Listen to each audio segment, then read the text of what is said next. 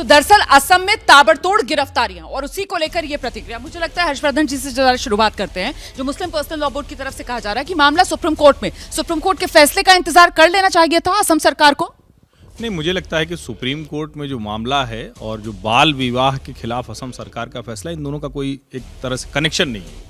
और अगर आप ये कहकर कि समान नागरिक संहिता की जरूरत नहीं है, मुस्लिम बच्चियों की कम उम्र में शादी, और सिर्फ कम उम्र में शादी नहीं होती, उनका जीवन खराब होता है, उनके जो बच्चे होते हैं उनके ऊपर असर पड़ता है, और एक तरह से कहें कि आप उस तरह की चेन रिएक्शन तैयार करते हैं जो सोशल इक्वेशन है वो बिगड़ता है। मुझे लगता है ये साहस काम है जो हेमंत बिश्व शर्मा कर रहे हैं। ये इसके बावजूद कि देश में इस वक्त जिस तरह का माहौल है, हर चीज हिंदू मुसलमान कर दी जाती है। तो साहस के माहौल में अगर वो एक साहसिक कदम उठा रहे हैं तो इस पर मुसलमानों को इतनी तकलीफ क्यों हो रही है? नहीं, उस जो आसाम में हो रहा है उससे पहले ज़रा ये ज़रूर सुनना चाहिए, ये जो चीखें हैं, ये जो इन महिलाओं की चीखें, इनकी क्या गलती है? कौन है ये महिला?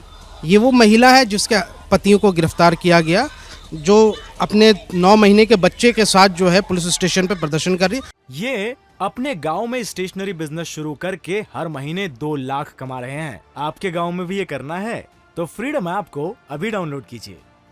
और इसमें से एक महिला है शोएब जमाई साहब जो वीडियो दिखा रहे हैं, देखिए मैं उस वीडियो की पुष्टि नहीं करती हूँ, लेकिन शोएब जमाई साहब का कहना है कि असम के अंदर जो गिरफ्तारियां हो रही हैं तो इस महिला के पति को गिरफ्तार किया गया। आप ये कह रहे हैं? ये असदुद्दीन ओवैसी साहब, बैरिस्टर असदुद्दीन ओवैसी साहब ने ये रिट्वीट किया है, और इसमें ये कहा गया है कि भाई इस एक महिला की मौत हो चुकी है जिन्होंने सुसाइड कर लिया इस डर से कि उनके पेरेंट्स को गिरफ्तार किया गया।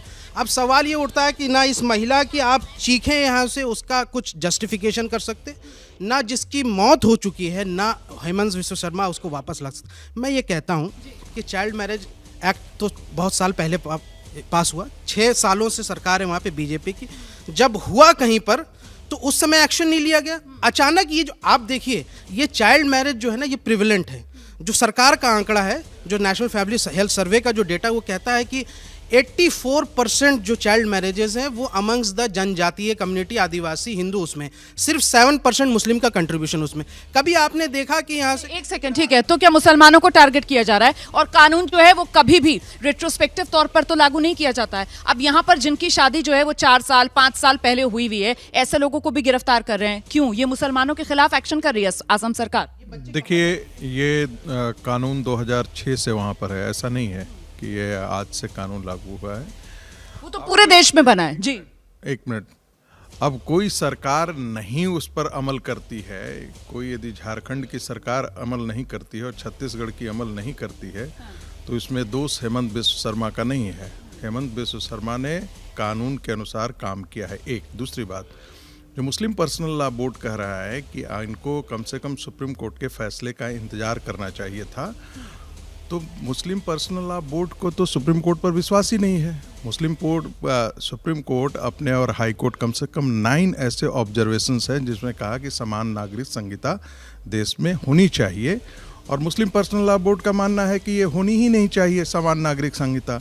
तो देश तो मुस्लिम पर्सनल लॉ बोर्ड के इशारे पर और उसके आधार पर तो चल नहीं सकता। देश तो जो कानून संसद ने बनाया है या राज्य विधान पालिकाएं जो कानून बनाती है कि उसी अनुसार से चलेगा। और ऐसी लेकिन दीपक, सवाल यहाँ पर यह है कि अभी इस देश के अंदर जो मुस्लिम पर्सनल लॉज हैं उनको भी मान्यता है, और इस देश में ये जो बाल विवाह है इसके खिलाफ कानून भी है।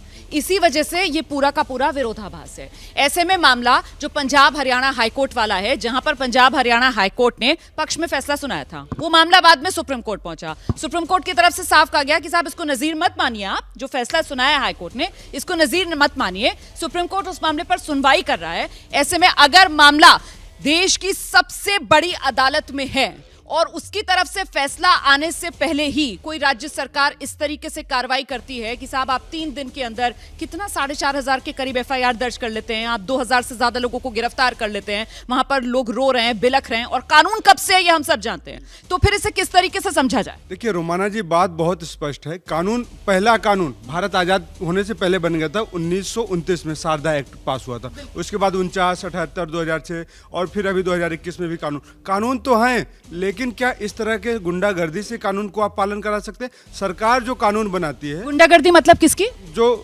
विश्वास आप कर आप कह रहे हैं सरकार गुंडागर्दी कर रही है। मैं बता रहा हूँ, इसमें हिंदू मुसलमान की बात मैं नहीं करूंगा। मैं बाल विवाह के खिलाफ हूँ कि बाल विवाह नहीं होना चाहिए किसी भी जाति में, किसी भी धर्म में। बच्चियों को जब हम आगे बढ़ाने की बात करते हैं तो उनको सम्मान के साथ उनको एक बेहतर भविष्य देने की कल्पना करते हैं। तो जाति धर्म से परे मैं बात करूंगा कि हेमंत बिस्व शर्मा अचानक से कौन सी देशभक्ति साबित करना चाहते हैं, क्योंकि इनके बयान हिंदू मुस्लिम पे बहुत आए हैं। मैं बातें करता हूं कि हेमंत बिस्व शर्मा साहब मोदी जी से ही सीख लेते, इसको जन भागीदारी अभियान बना देते। मोदी जी कोई डायरेक्ट काम नहीं करते, जन भागीदारी की बात कर लेते हैं। तो शायद जन भागीदारी, जन चेतना को विकसित करने की बात करते और सबका साथ सबका विकास के साथ सबका सहयोग लेते, तो ये एक्ट बाल विवाह योग शायद अच्छा बन सकता था और इसमें महिलाओं का सम्मान होता। ये बड़ी बात आप कह रहे हैं, ठीक है ठीक है। तो अंबर, यहाँ पर ये सुधार के तहत एक्शन लिया जा रहा है या फिर ये जो बसे बसाए घर हैं ये तो उनको उजाड़ने का काम किया जा रहा है? रुमाना जी, बसे बसाए घरों को उजाड़ने का काम कैसे हुआ? मेरे पास आसाम से पिछले कई महीनों में ऐसी बच्चियों की कॉल आई हैं जिनकी उम्र 16-17 साल है और वो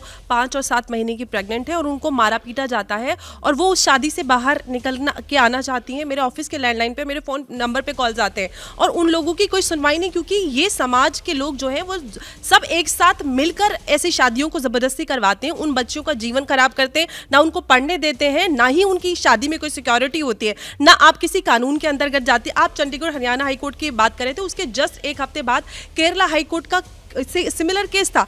दोनों केस में जो रूलिंग आई थी वो बिल्कुल अलग थी, क्योंकि आपने चंडीगढ़ हरियाणा केस की बात की, उसमें पर्सनल लॉ को आधार मानते हुए फैसला सुनाया गया। तो उसी के उलट केरला हाईकोर्ट ने पॉस्को एक्ट को आधार मानते हुए उस शादी को इनवैलिड करार दिया था और कहा था कि उस बच्चे के साथ जो भी उत्पीड़न हुआ है, जो भी जबरदस्ती की गई है, उसको उत्पीड़न माना जाएगा। विरोधाभास इसलिए होता है क्योंकि चाहे चाइल्ड मैरिज एक्ट की बात करें या फिर पॉक्सो एक्ट की बात करें, ये दोनों 2006 के एक्ट है और ये क्लैश करते हैं पर्सनल लॉ के साथ। तो भारत का कोई भी नागरिक है, चाहे वो लड़की है लड़का है, उसके अधिकारों की जो को सुरक्षा मिलती है वो कॉन्स्टिट्यूशन के अंतर्गत मिलती है। तो भारत की मुस्लिम महिलाओं को क्यों नहीं मिलनी चाहिए? और तो फिर ये तो कुप्रथा पर कार्रवाई है ना, ये कुप्रथा पर अगर कार्रवाई है तो फिर ये क्यों पसंद नहीं आई है? देखिए, असम सरकार और खासतौर से भारतीय जनता पार्टी की सरकार जो है, मुझे लगता है महिला विरोधी, दलित विरोधी, ओबीसी विरोधी है। उसको आप देखें, और गरीब विरोधी, तीसरा और अल्फाज यूज करूं। अभी अंबर हंस रही सारी चीजें। यहाँ पर 18 साल से कम उम्र की बच्चियों को जो शादी की भेंट चढ़ा दिया जाता है, बलि चढ़ा दिया जाता है, उसको लेकर चर्चा हो रही है और आप कह रहे हैं कि सरकार महिला विरोधी है। मैं बता दे रहा हूँ, माननीय प्रधानमंत्री मोदी जी की शादी किस एज में हुई थी?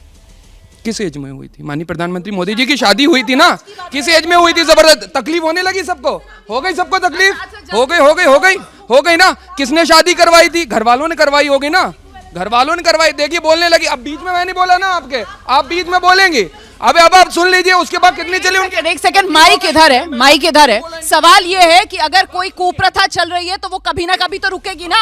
आप कुप्रथा का तर्क देकर कुप्रथा का समर्थन कैसे कर सकते हैं? प्रोसेस के खिलाफ हैं, जो प्रोसेस है उसके खिलाफ हैं, जिस तरीके से कार्रवाई है उसके खिलाफ हैं।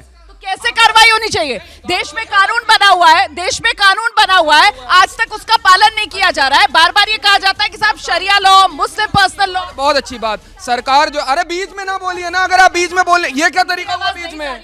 सुनिए, समस्या इनकी क्या है। देखिए, असम सरकार ने किस तरीके से शिक्षा के ऊपर काम नहीं करा। अगर कुप्रथा है तो उसको आप खत्म कैसे करेंगे? उसके लिए अच्छे स्कूल खोलिए। 4,500 स्कूल बंद कर दिए गए असम के अंदर, उस पर कोई काम नहीं हो रहा। बजट घटा दिया गया, उस पर काम नहीं हो रहा। माइनॉरिटी का बजट घटा दिया गया, शिक्षा का बजट घटा दिया गया, स्वास्थ्य का बजट घटा दिया, उस पर काम नहीं है। लेकिन कल सुबह उठेंगे, नई तरकीब लेकर के आएंगे, नई तरीके लेके आएंगे, उस पर सवाल नहीं पूछे जाएंगे। नहीं तो मतलब अवेयरनेस फैलानी चाहिए थी। वो कह रहे हैं साहब प्रोसेस को लेकर दिक्कत है, अवेयरनेस फैलानी चाहिए थी। कानून पहले का बना हुआ है, किसी को ऐतराज नहीं है। वाकई में 18 साल से कम उम्र में किसी भी बेटी की शादी नहीं होनी चाहिए, लेकिन ये जोर जबरदस्ती जो हो रही है, ये टारगेट किया जा रहा है। ये ठीक बात है कि जोर जबरदस्ती नहीं होनी चाहिए, लेकिन मुझे याद है कि जब हिंदुओं में भी जमकर ये कुरीति थी कि बाल विवाह हो जाता था, और जब उस वक्त के समाज सुधारक उठे तो लोग उनको पत्थर मारते थे, रास्ते में उनके ऊपर क्या क्या गंदगियां फेंकते थे, क्या कुछ नहीं करते थे। लेकिन वो समाज सुधार किया उन्होंने। धीरे धीरे लोगों को लगने लगा कि नहीं, अपनी बेटी को पढ़ाना चाहिए। आप बेटी की शादी कम उम्र में कर देंगे और स्कूल खुला भी रह जाएगा तो कौन जाएगा? और मैं भी हेमंत बिस्व शर्मा का एक बयान देख रहा था, ये हिंदू मुसलमान हो जाता है तो बड़ी पीड़ा देता है। वो कह रहे हैं, और बड़ा स्पेसिफिक बयान है, वो कह रहे हैं मौलाना, काजी और पंडित ये ऐसे बाल विवाह कराते हैं, इनको भी हम गिरफ्तार करेंगे। ये दुस्साहस का काम है, ये हिंदू मुसलमान का नहीं, लड़कियों का जीवन बचाने का काम। बिल्कुल। और ऐसे में अगर मुसलमानों में ज्यादा ये फैली हुई है असम में कुप्रथा और इसकी चपेट में ज्यादा मुस्लिम आ रहे हैं, तो फिर इसका दोष हेमंत बिस्व शर्मा के सर थोड़ी मर देंगे आप। ये बात सिर्फ हिंदू मुस्लिम की नहीं है, ये आसाम की जनता का दुर्भाग्य मैं मानता हूँ कि लगातार दो चीज़ें, एनआरसी में इतना बड़ा यहाँ से हंगामा मचा और बहुत सारे लोग इसके विक्टिम बने, डिस्प्लेस्ड हुए। अब ये जो कुछ किया जाता, मुझे ऐसा लगता है कि बीजेपी सरकार जो है, बीजेपी जो है, आसाम के जो जनता है, जो गरीब जनता है, जो मिडिल क्लास है, लोअर मिडिल क्लास है, जो मुफलिसी में रहती है, उन लोगों को एक एक्सपेरिमेंटल जो है वो ब्रीड बनाना चाह रही है, उस पर एक्सपेरिमेंट कर रही है। आप इस तरह की हरकतें करके आप पोलराइजेशन कर रहे हैं। हम ये पूछते हैं कि क्या सोशल मिनेस का निवारण इस तरीके से होता है? आप मान लीजिए कि राजस्थान में अभी कांग्रेस की सरकार, अगर आपके पास फॉर्मूला है सोशल मिनेस का खात्मा करने का, तो आज तक कर क्यों नहीं दिया इन्होंने? ये अपने गांव में स्टेशनरी बिजनेस शुरू करके हर महीने 2 लाख कमा रहे हैं। आपके गांव में भी ये करना है तो फ्रीडम ऐप को अभी डाउनलोड कीजिए।